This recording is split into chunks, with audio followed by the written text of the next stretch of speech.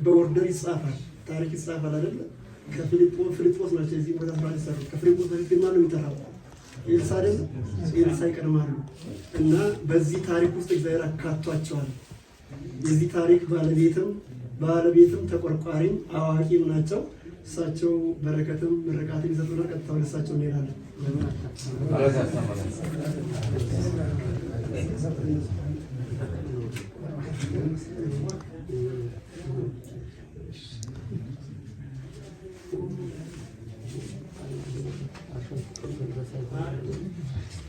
እግዚአብሔር ይስጥልኝ።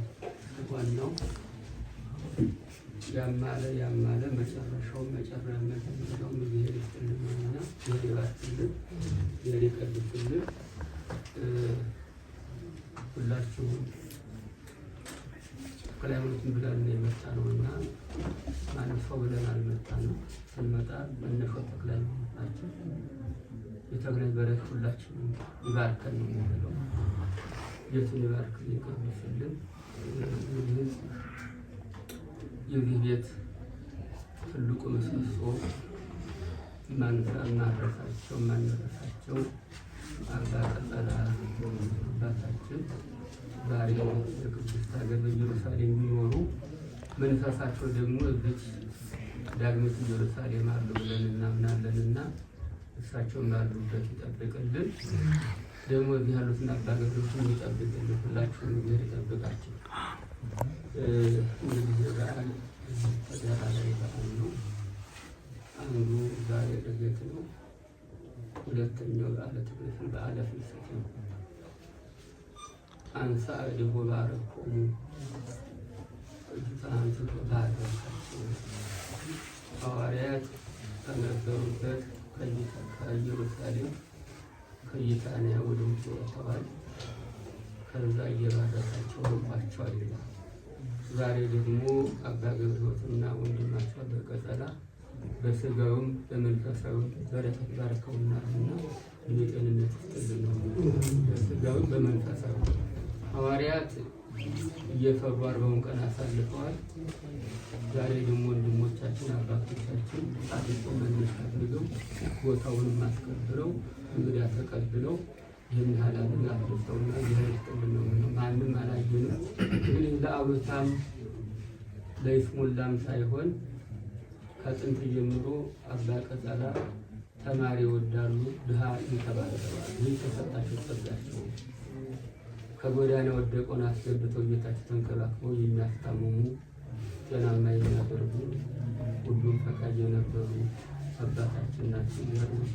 ጋር የተወለደበት ዓለምን መድኃኒት ያደረገበት ሄደው ተቀምጠዋልና እዛም ሆነው እኛም ዛሬ እያስደሰቱን ናቸው። እግዚአብሔር ይባርክልን። በጋራ ማህበሩ ይጠብቅልን። ከዚህ ጋር ሳይዞ ግን አሁን እዚህ ጋር ያላችሁት ሁላችንም እዚሁ አምቦ ያሳደገን በንሶ ያደግ በቅራኔ ያደግ በዳሴው ያደግ ምን ሁላችን ትልቁ ደብረ ሊባኖስ እኔ የማስታውሰው የማስበው ደብረ ሊባኖስ አይደለም ፊደል የቆጠረ አምቦ ውሃን ጠጥቶ ሄደ። ከዛ ምንጣ አዋቂ ሆኑ።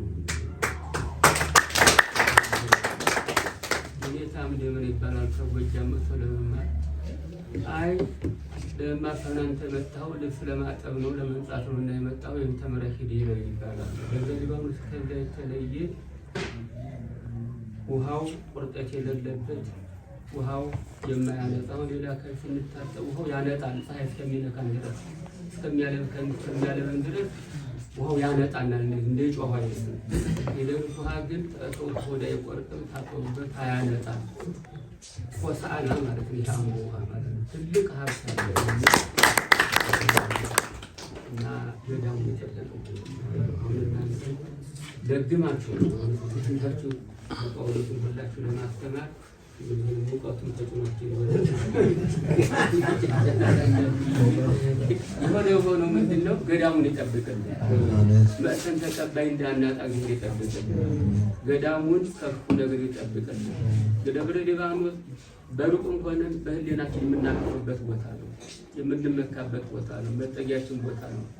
አይደለም ለእኛ በትምህርት ለተወለድ ነው ለዓለም ሁሉ መጠገና ደብረ ይዛል ምድሪቷ ለምለም ስታውት ግራና ቀኝ ስታውት ለምለም ነው የምናየው ምድራዊ ገነት እና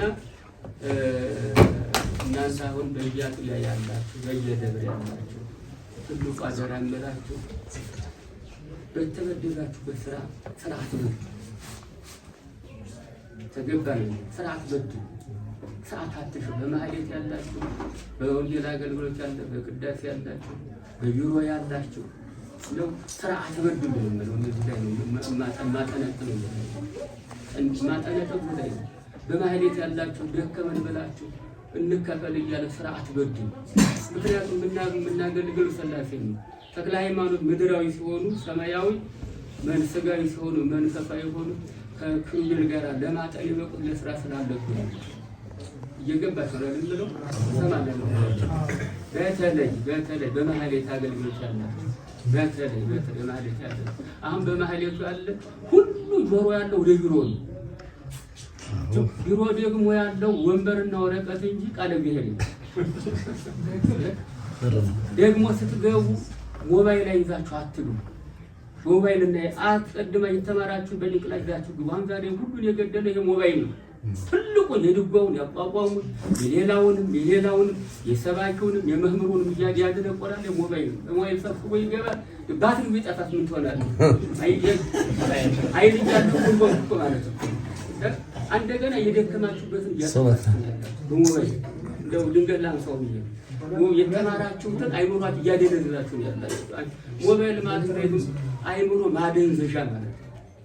እንደ ጫት እንደ አረቄ ነው ወይም እንደ ሲጋራ ነው ማደንዘዣ ነው። እና ከዛ ቀጥሎ የምናገለግለው ሥላሴ አሁን አባ ገብረሕይወት እዚህ ጋር ካሉ ተሽሎ አይደለም እየፈቅዶላቸው ቆመው እኛን መግበው ማን ፈሪሃ እግዚአብሔር ስላለባቸው ምዕመናንን አስተባበሩ።